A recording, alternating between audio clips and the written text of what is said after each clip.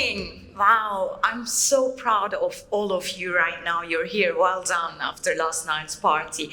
Let's quickly start with some checks. Are you all comfortable? Ask your bums. It feels good. You've got your water. And ideally, you've got some pen and pencils in front of you. They will come in handy. Check your hangover levels. All good? Can I see some hands? Wonderful. So in every talk, workshop, or teaching of mine, I've got some rules that I'd like to bring to you as well today. Let's try to generate a compassionate and honest space. And be mindful, this is easier to be done for others. It's harder to be honest and really compassionate with ourselves. So this is an invitation. Sharing is caring.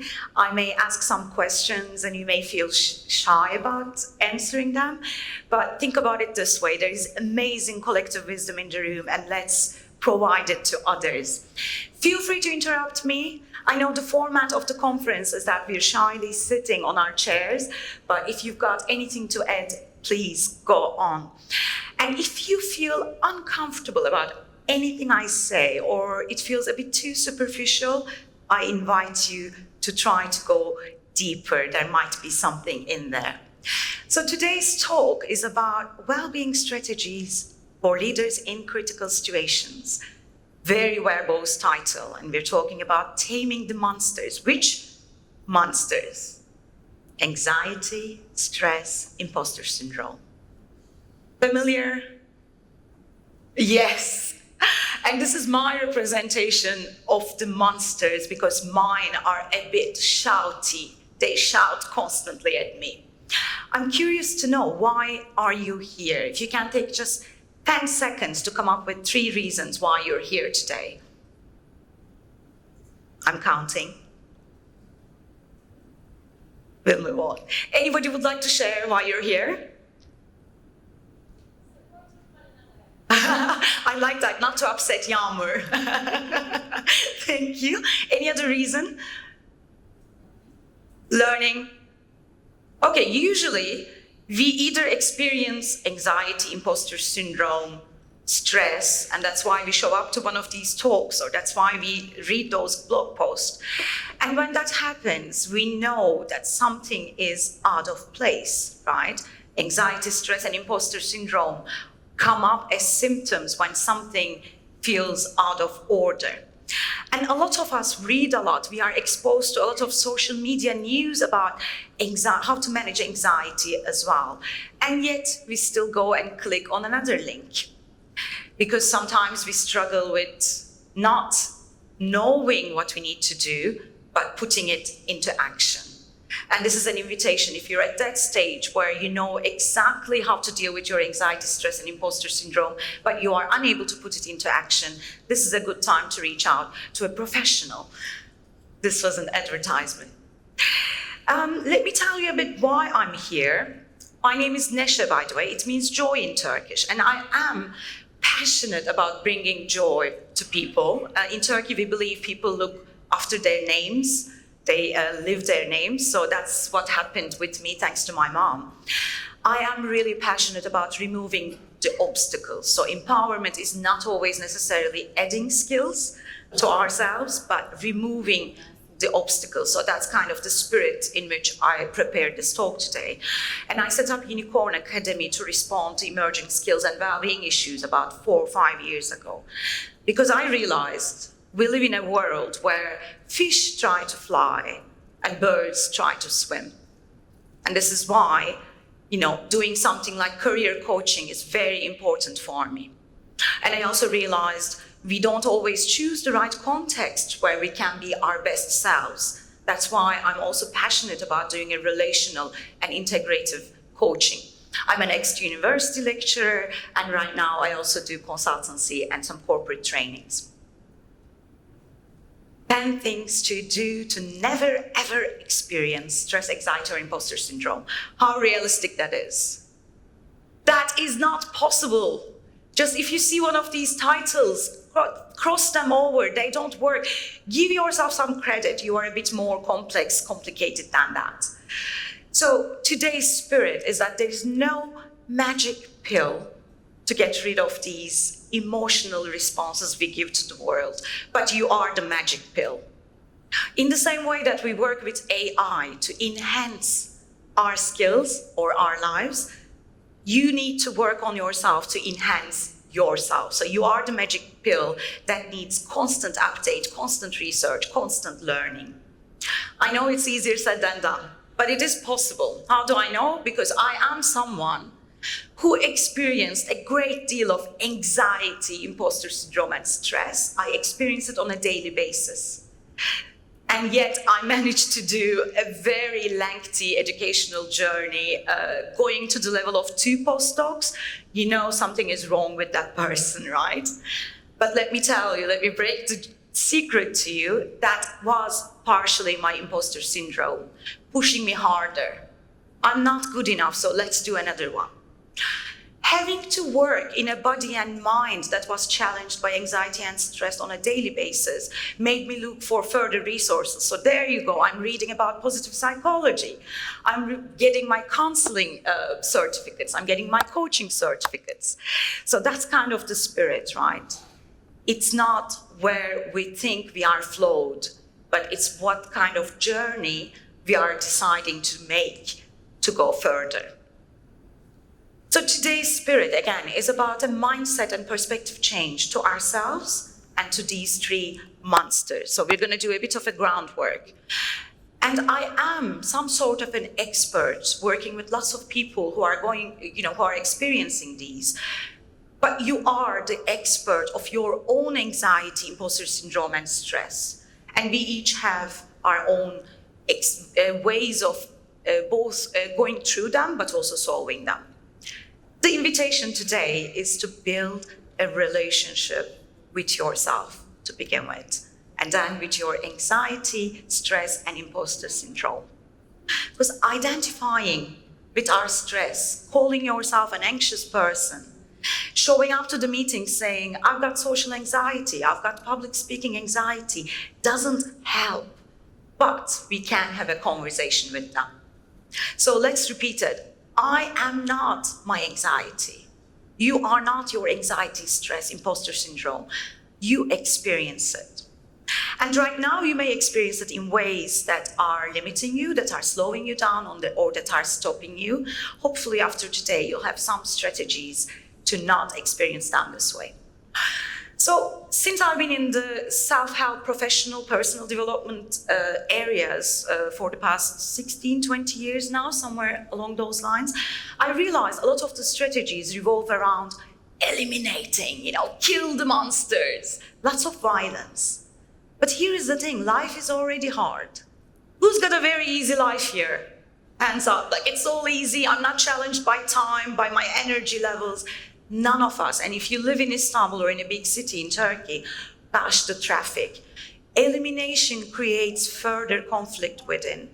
We don't have the resources to create another fight, but conversation, that's what we want to have. And again, this conversation will be unique to you because we each experience anxiety, stress, and imposter syndrome as ourselves. So I have some assumptions about life, you do too. You have probably some sort of trauma, if not a big T, that you've been through some life experiences that created certain narratives about life within you. You have dreams about what kind of person you want to be. All of these become character traits which also define how you experience these 3 feelings. Perfectionists in the room, overachievers, people pleasers. If you're not the bonobos, are you familiar with bonobos? If you're not a bonobo who respond to life through playful, sexual playful ways, you are probably experiencing these emotional states in your own way. Let's honor the title a bit. We said critical leaders in critical situations, how they can deal with their stress, anxiety, and imposter syndrome. I would like to expand that leadership definition to everyone in the room. So whether you are in a managerial position or not, whether you are aware of all the discussions of self-leadership or not, I would like to invite you to think of yourselves as leaders in every single situations. We lead situations, right? Whether we make a demand, a command to someone, or we enable people, the situation, to behave in a certain way, we are all leaders. So even if you're not in a leadership position, please feel that power that you are leading in every single second. That expanded definition of leadership is going to give us power to observe and reflect on situations where we activate our intentional actions when we respond to contingent situations. Life is a mixture of designed actions and accidents. We give consent to some situations, people, jobs, activities. We let go of others. But you are the chooser of all this. You are the decision maker. You can lead your behavior and even emotional states. Quick recap about ACEs, because in UK we love to abbreviate everything to the level of unintelligibility. ACEs are sister monsters. What do I mean by that? They feed each other. So if you have stressful tendencies, you probably have also anxious tendencies. So my approach, as opposed to going, this is what you do for anxiety, this is what you do for stress, how can we tackle all three of them together? And of course, there are also tiny little monsters that come with them: perfectionism, procrastination, escapism, burnout. Who had a burnout before? Well done for having, for a multiplicity of monsters in your life. And instead of having symptomatic relief for them, because they don't help sustainably, and then we experience burnout, what I'm suggesting is to go with long-term sustainable tools and actions. So another thing about anxiety, stress, and imposter syndrome is that once you have them, they become the cause of your next anxiety. Did anyone ever have a major panic attack here? Right? It's like once you have the first one, afterwards the slightest palpitation feels like you're about to have another one, which then of course raises your blood sugar and your heart rate. So they kind of constantly produce themselves. I'm not going to read the sentence at the bottom out loud, but this is how mine sound like. So I get anxious about something, stressed, I start procrastinating, the work doesn't get done. And then there's another voice that connects with the imposter syndrome that calls me, you fucking... I already said the F word. So another important point about anxiety, stress, and imposter syndrome is that they are addictive and contagious. So when I left academia, it wasn't just my own burnout that made me, decide a career change, but I was in a toxic environment where everybody had a burnout. Everybody was anxious, stressed. We forgot what it meant to do research and teach with joy, happiness, calm, mindfulness. So if you are working on your own ACEs, keep in mind that you're doing a huge favor for the whole world, starting with your colleagues. And the most important fact about ACEs is that they are our survival strategies. When anxiety kicks in, that's the part of you that wants to survive, that wants to protect you from a dangerous situation. Imposter syndrome is your mechanism to remain curious, to go further, to expand yourself. They keep us alive and thriving. So let's all accept whatever mess you think you are, whatever mess I think I am, I accept it. I accept all the range of emotions, and I invite you to do the same. And a big thank you, because gratitude is the highest vibration. A big thank you to all these monsters. And let's start with that gratitude, not with fights, because we no longer have the emotional or cognitive load to handle another internal fight. I will now ask you to take the notepads in front of you and draw your monsters. However they look like, doesn't matter. Just draw your anxiety, stress, and imposter syndrome monsters, please. Let's do this like in 10, 15 seconds maybe.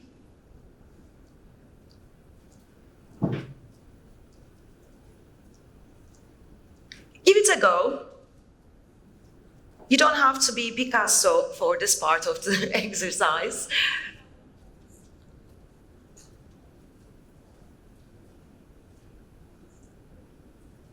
It's not necessarily about coming up with an aesthetically pleasing picture or the one that represents the best. If you're familiar with the technique of flow writing, so without necessarily bringing to the conscious a lot of the aesthetic, etc. criteria, just letting it go. Just come up with 3 visual representations of your monsters.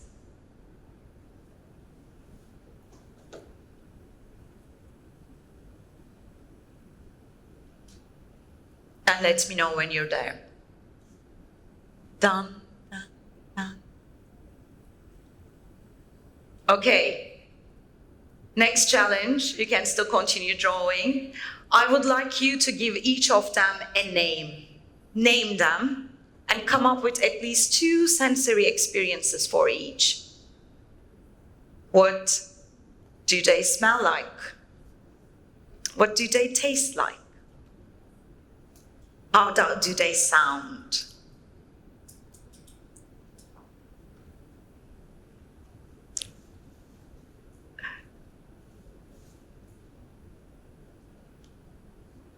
Very silent studious room. Amazing. Would anybody like to share?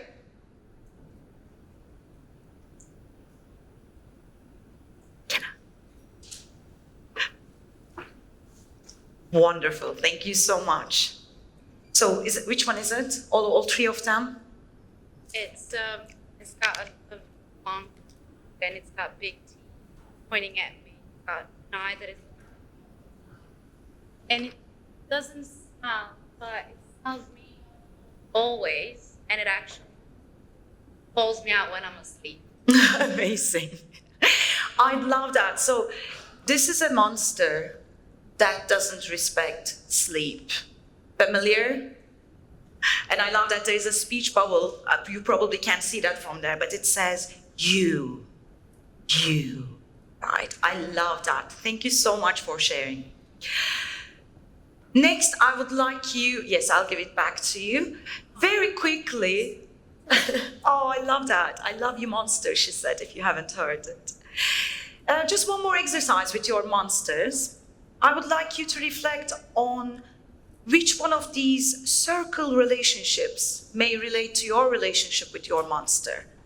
So in the first one, there are 2 circles that are enmeshed with each other. In the second one, there are 2 circles that are apart. In the third one, there are circles that are within each other. And in the fourth one, there are 2 circles touching. So one circle, the orange one, let's say, is you, and then the green one is one of these monsters.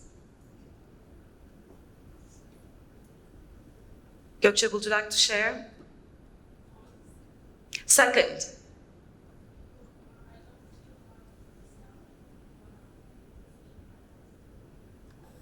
Amazing. So Gökçe just said, mine is second because I don't feel like myself when the monster is there. Thank you. Anybody else? Mine is first because sometimes we intersect, we have ways of getting together.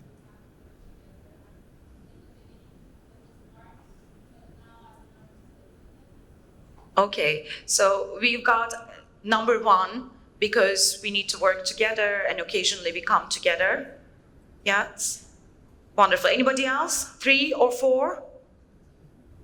Yes?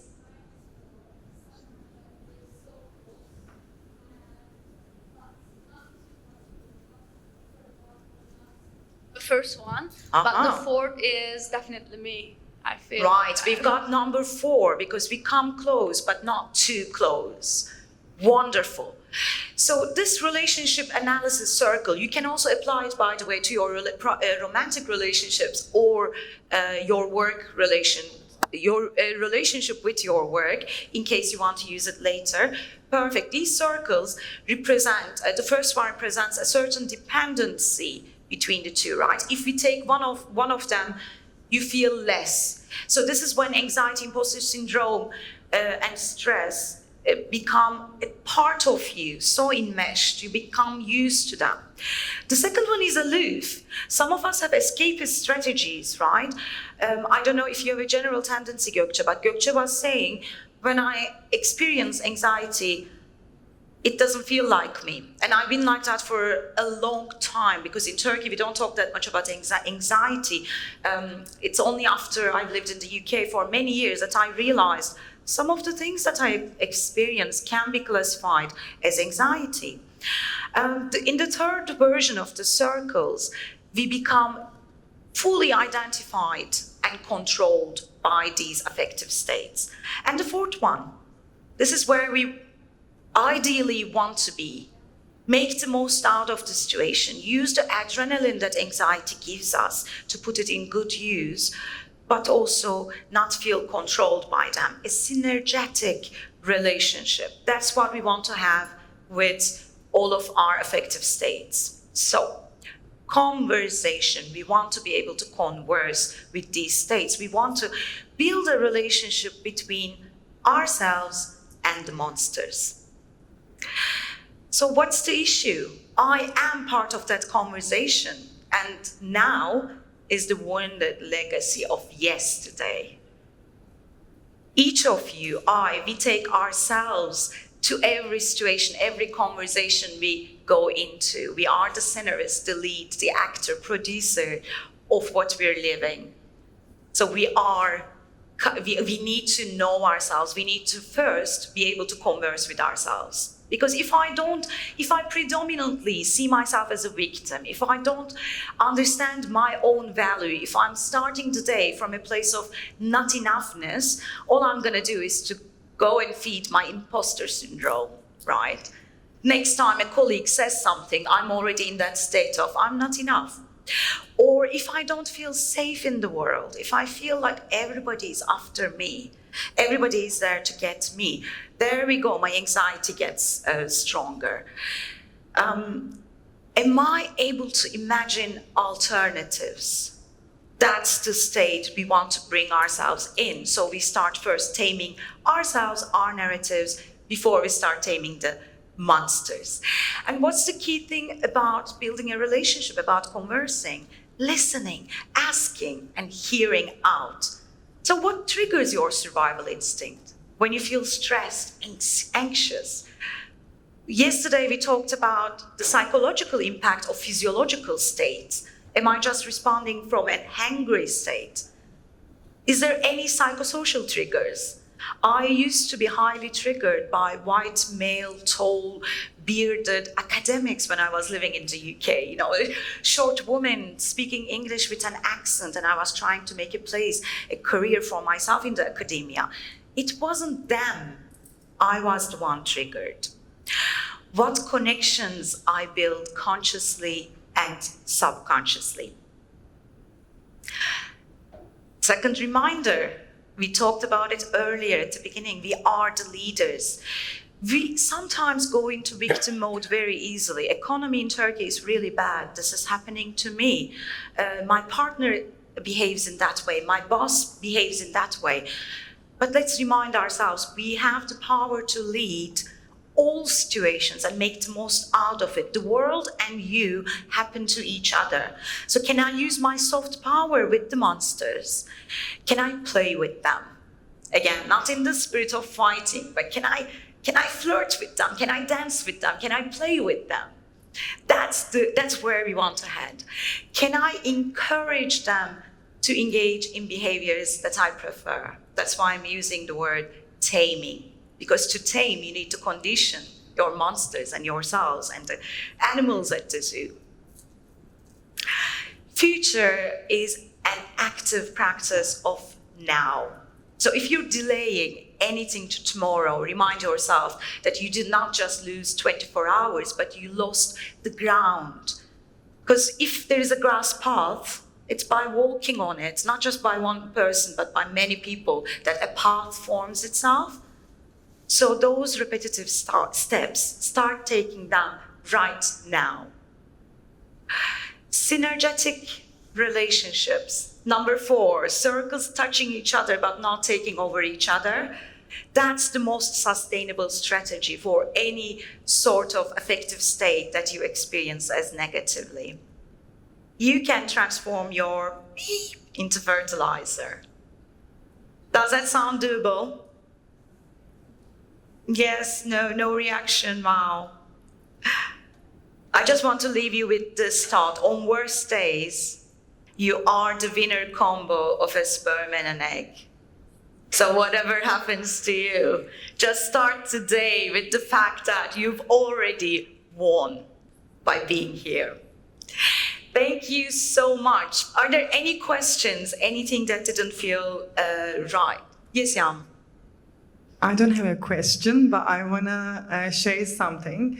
As I mentioned that I have a memory or something in common with everyone who have attended the conference today and yesterday. So Nese Ceren, whichever you prefer, I guess. So when I first moved to London 4 years ago, I met Nese in London without knowing anyone in my network. And obviously I was suffering from imposter syndrome. I had no talking experience either in English or Turkish when I was living in Istanbul in the SEO or content on the digital marketing industry. So Nese actually encouraged me to do a first talk. Then when I was working at Risk Signal Agency, I decided to apply for my first speech, which was held in Barcelona. I was also flying from London to Barcelona, and I had no idea what's gonna happen, International Search Summit. And we had 2 months from start till end, sessions on Zoom. Even if we were in London, we were so busy. So she actually prepared me motivationally in my brain to the conference, and I'm really grateful for her support. And honestly, if you are suffering from imposter syndrome, just go and find her, grab her in lunch breaks, coffee breaks, and she's gonna give you that encouragement that you need, definitely. And I just want to say thanks again, and thanks for being here today. It's really important for me. Thank you so much, Yağmur, for this brief advertisement. That wasn't a question, but I had to share it. Yes, thank you. And I was thinking of offering 25% of all, coaching or consultancy as well, just for the participants of our conference. So thank you so much for your time. Keep in touch. Find me later in the day if you've got any questions. Thank you. Thank you.